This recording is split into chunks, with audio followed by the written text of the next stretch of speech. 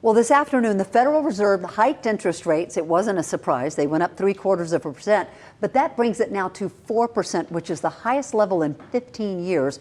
We love it when Mike Giordano comes in, financial advisor with Williams Wealth Management, especially on these days, Mike. So you and I were just kind of geeking out in the commercial break about watching the whole news conference. In that news conference, the Fed Chairman Jay Powell said that they are, in his words, chasing an inflation rate goal of 2%, and that they want wages to go up to a sustainable 2% inflation. Is he sort of asking employers to keep raises to just 2%? No, he's not asking any individual employer. That? Yeah. Basically, obviously, if you want inflation to be at 2%, you got to have your wages somewhere close to 2%. You can't have people making 6% more in the aggregate and having 2% inflation. So basically, what he's trying to do is get market conditions.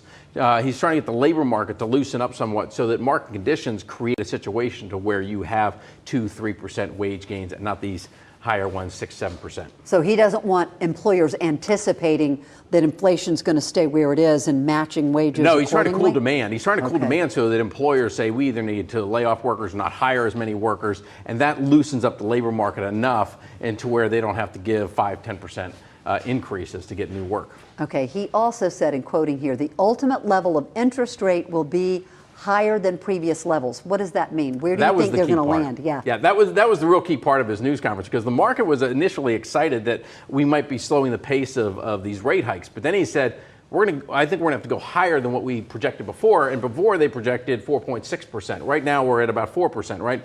So he's saying we got to go higher. The market's already thinking more than 5%. The real answer is we don't know. We're going to get a jobs number at the end of this week. We're going to get a CPI inflation number next week. The data is really what's going to determine how high they have to go. But right now, sticky inflation means that the projections have to keep going higher. Okay, and I just got to squeeze this one in, Mike, because now's the time when people are kind of thinking about Christmas shopping. Is there an advantage to starting your shopping early? Yeah, you know what? Retailers are really concerned that people's pocketbooks are getting squeezed. And so they want to get people buying as quickly as possible. So you're seeing promotions getting moved forward for that reason. The other good thing about buying right now is that maybe you can smooth those costs over 2 different months. And so you don't have this just gigantic bill in December. Yeah, and you're not impulse buying. Exactly. You don't want to impulse buy. Never. Mike Giordano, thank you. It's always great to have you with us. We'll be right back.